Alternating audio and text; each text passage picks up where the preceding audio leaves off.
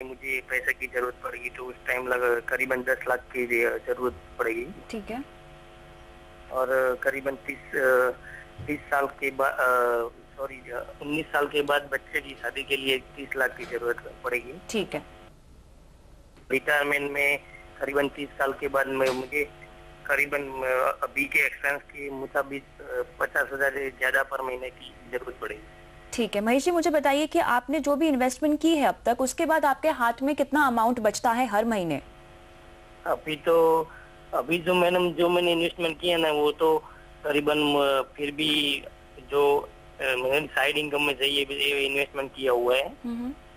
अभी तक तो मैं 20,000 तक इन्वेस्टमेंट कर सकता हूँ। अभी आपके अंदर क्षमता है 20,000 और इन्वेस्ट करने की। ठीक है। हाँ मैडम। ठीक है, तो आपकी प्लानिंग शुरू करते हैं। राघवेंद्र, बताइए इनके गोल्स के मुताबिक इन्हें और कहाँ इन्वेस्टमेंट करनी चाहिए? इनका जो अगर गोल देखें तो काफ़ी लॉन्ग टर्म गोल्स हैं। आई थिंक सारे के सारे जो इन्होंने गोल्स बताए हैं, राइट फ्रॉम अब जो भांजी की शादी बताई या घर का जो बताया, आई थिंक तो इन्होंने अपनी जो प्लानिंग कर रहे हैं बहुत सोच समझ के कर रहे हैं। आई थिंक तो बहुत अच्छी चीज़ है। इनके पास इन्होंने ये भी बताया कि आई थिंक इनके पास करीब 10 लाख रुपया है जो कैश में पड़ा हुआ है। हाँ। अभी लिक्विड है, तो नगद है, वो फिक्स डिपॉजिट्स में हो जैसे भी हो, तो ये एक बड़ी इनको मदद मिल जाएगी। आई थिंक इसकी ये 10 लाख की वजह से इनका जो प्लानिंग है बहुत आसान हो जा रही है। ठीक है। तो मेरे हिसाब से ये जो 10 लाख रुपया है, इनके जो पहले दो गोल्स हैं, एक तो भांजी की शादी का गोल है और दूसरा एक घर का गोल है। घर का गोल भी बहुत इंपॉर्टेंट गोल होता है। तो ये दोनों गोल्स के लिए ये 10 लाख रुपये को निवेश करें अपना। ठीक है। क्योंकि घर करीब 10 साल के बाद ख़रीदना है इन्हें, तो और 10 साल में एक इक्विटी साइकिल मिलने की उम्मीद है हमें। अगले 5 से 7 साल में हमारी उम्मीद है कि मार्केट्स में एक रैली मिलनी चाहिए। तो इनको अपने 10 लाख में से करीब 4 लाख रुपये ये एक फ़िक्स डिपॉजिट्स में डाल दें, जो कि अभी 10 लाख पड़ा हुआ है, तो 10 लाख में से सिर्फ 4 लाख एक फ़िक्स डिपॉजिट में डालें और 6 लाख रुपया ये इक्विटी फंड्स में डाल सकते हैं।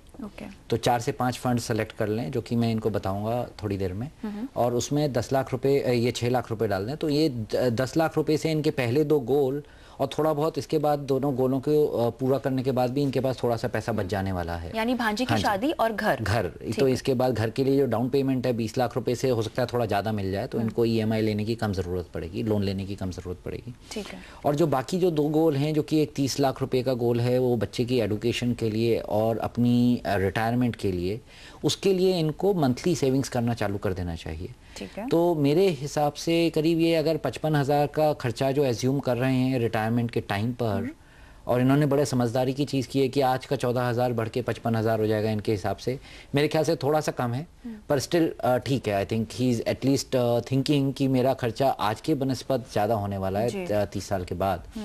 तो अगर 55,000 की सम लें तो 55,000 के हिसाब से इनको करीब 3.5-4 करोड़ रुपए की ज़रूरत होती है at the time of retirement. तो अगर 4 करोड़ रुपया होगा तब ये हर साल 6 लाख रुपया खर्च कर सकते हैं और आराम से रह सकते हैं for the rest of the his life. तो उसके लिए इनको ये निवेश करना पड़ेगा जो कि मंथली चालू करते हैं। क्योंकि अभी शुरुआत कर रहे हैं तो ये 50% अपना डेट में डाल सकते हैं पैसे का और 50% इक्विटी में डाल सकते हैं। तो करीब इनके पास बाकी सब म्यूचुअल ये इंश्योरेंस पॉलिसीज़ और ये सब हटा के अगर देखूं तो मैं 13-14 हज़ार रुपये इनके पास बचते हैं हर महीने। तो 13-14 हज़ार रुपये को आधा पैसा डिवाइड कर लें, आधा पैसा डेट में और आधा पैसा इक्विटी में, और इसको कंटिन्यू रखें। और जैसे जैसे इनकी सैलरी बढ़ते जाती है हर साल कम से कम 10 से 15% ये जो मंथली सेविंग्स है इसमें ऐड करना चाहिए इनको। ठीक है। तो अगर ये करते हैं तो इनके ये दोनों गोल्स भी आसानी से पूरे हो जाते हैं। जहाँ तक फंड्स के चयन का सवाल है, इनको मैं 4-5 फंड के नाम बता देता हूँ। एक रिलायंस इक्विटी अपॉर्चुनिटी बहुत अच्छा फंड कर रहा है, HDFC मिड कैप में डाल सकते हैं, SBI इमर्जिंग बिजनेस फंड और फ्रैंकलिन इंडिया ब्लू चिप, ये 4 फंड ले लीजिए, और उसके अलावा एक ICICI फोकस ब्लू चिप। तो ये 5 फंड में बराबर पैसे डिवाइड कर दीजिए और फिर आप अपना इन्वेस्टमेंट चालू रख सकते हैं। 1-2 साल के बाद देखिए अगर किसी फंड की परफॉर्मेंस थोड़ी कम है तो उसके बाद उस समय आप रिप्लेसमेंट करने का सोच सकते हैं उसे।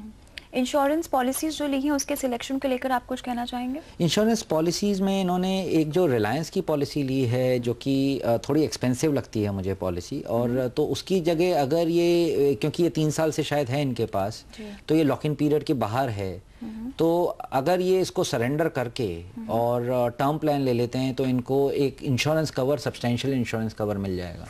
तो अगर 25,000 रुपया जो इनके पास सालाना बचेगा, उससे अगर एक इंश्योरेंस कवर लेंगे तो आराम से इनको 1 करोड़ के आसपास का कवर मिल सकता है। उसके बाद भी इनके पास थोड़े पैसे बच जाएंगे जो कि वो निवेश में भी इस्तेमाल कर सकते हैं उस पैसे को। ठीक है, तो महेश जी, आपका और कोई सवाल है यहाँ पर? No madam. ठीक है, तो आपके लिए सलाह यही दे रहे हैं राघवेंद्र कि आपके पास जो 10 लाख रुपए नकद अभी फिलहाल पड़ा हुआ है उसको आप एफडी कर दें, जिसमें से आपकी भांजी की शादी और आपके घर के लिए डाउन पेमेंट जो आपको कुछ सालों के बाद जरूरत होगी वो कवर हो जाएगा। उसके बाद आपको अपनी रिटायरमेंट के लिए अपनी इन्वेस्टमेंट जो है वो थोड़ी बढ़ानी पड़ेगी। जो फिलहाल हमने यहाँ पे अकाउंटिंग की है उसके मुताबिक आप लगभग 13,000 रुपीज डालते हैं, तो उसको आपको डिवाइड करना होगा डेट में और इक्विटी में। फंड्स आपको बता दिए हैं राघवेंद्र ने, और जैसे जैसे आपकी सैलरी बढ़ेगी उसमें आप निवेश अपना बढ़ाते रहिए। और जहां तक इंश्योरेंस पॉलिसीज का सवाल है तो आप एक टर्म प्लान अपने लिए जरूर ले लें।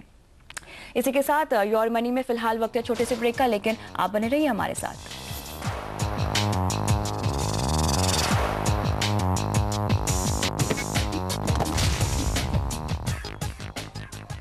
एक बार फिर आपका स्वागत है योर मनी में। आज हमारा फोकस है फाइनेंशियल प्लानिंग पर और सवालों के जवाब दे रहे हैं राघवेंद्र नाथ। लेते हैं अगले कॉलर का सवाल। अनुराग बिश्नोई मुंबई से हमारे साथ फोन लाइन पर हैं। 32 साल के हैं ये। कैसी इनकी इन्वेस्टमेंट है, क्या है इनके गोल्स, आइए जानते हैं अनुराग से ही। अनुराग, गुड इवनिंग, बताइए आपकी इन्वेस्टमेंट किस तरह की है? Good evening Kavita ma'am. Good evening. My age is 31.8 years जी। मेरा I mean I am married, my wife is housewife. हम लोग नेक्स्ट 3-4 मंथ में बेबी एक्सपेक्ट कर रहे हैं। And I am working for an IT firm. And मेरा जो monthly salary after tax deduction आता है दैट इज अराउंड 1.25 लाख। ठीक है। अभी मैंने 2 होम लोन लिए हैं। इसमें से एक लोन, एक हाउस है वो रेडी है, I mean somebody is staying over there. अच्छा। उसका 13,500 रेंट आता है। अच्छा। एंड जो दूसरा घर है that is an under construction property, तो उसका मुझे कुछ पहले घर का जो EMI है वो मेरा लगभग 41,000 जाता है और दूसरे घर का अराउंड 3,000 जाता है। अभी इसके अलावा जो मैंने इन्वेस्टमेंट किए हैं उसमें मेरा पुराना SIPs का अराउंड 3 लाख का इन्वेस्टमेंट है। ठीक है। जो मेरी पहले की SIPs है उनका ऑलमोस्ट 3 इयर्स कंप्लीट हो गया है। एंड मीनवाइल फिर मैं सिंगापुर मूव हो गया था, so now I am not doing any SIP in any fund now. तो अभी मैं वापस से स्टार्ट करना चाहता हूँ। एंड मेरे पास इंश्योरेंस साइड से अभी मैंने एक एगॉन रेलिगेयर का टर्म प्लान लिया है रिसेंटली। ठीक है अनुराग, आपकी जो डिटेल्स है ना इन्वेस्टमेंट की वो हमारे पास है। आप बताइए जल्दी से आपके गोल्स क्या क्या हैं? गोल्स मेरे हैं, एक तो मुझे रिटायरमेंट के टाइम पे कॉर्पस चाहिए जी। अराउंड 60 इयर्स के एज में मैं रिटायरमेंट एक्सपेक्ट कर रहा हूँ, तो मुझे कितना फंड उस समय चाहिए और अभी मेरा कितना होना चाहिए इन्वेस्टमेंट उसके लिए। Second is child education, probably after 18 years मुझे कितना अमाउंट चाहिए होगा चाइल्ड एजुकेशन के लिए। ठीक है। And third is emergency fund. ठीक है। कि मुझे इमरजेंसी में कितना कॉर्पस होना चाहिए। बिल्कुल राघवेंद्र, इनके गोल्स के मुताबिक आप बताइए किस तरह से इनकी प्लानिंग हमें करनी चाहिए और अभी तक जो प्लानिंग की है वो कैसी है? आई थिंक इनका प्लानिंग तो इन्होंने काफ़ी अच्छा किया हुआ है। थोड़ा रियल एस्टेट में इनका एक्सपोजर काफ़ी ज़्यादा है, तो अभी मैं ये कहूँगा कि रियल एस्टेट में अभी और निवेश ना करें। तो ये 50-60 लाख रुपया जो इनका इन्वेस्टमेंट है उसका जो EMI जाएगा उसको ये भरना पड़ेगा इनको। एज़ फार एज उनके गोल्स हैं कि रिटायरमेंट में आज के अगर आप 60,000 रुपये पर मंथ का खर्चा अगर हम इनका पकड़े हैं, क्योंकि ये इस करीब 1.25 लाख रुपया कमा रहे हैं, तो इनको करीब करीब 11 करोड़ रुपए की ज़रूरत होगी by the time he retires.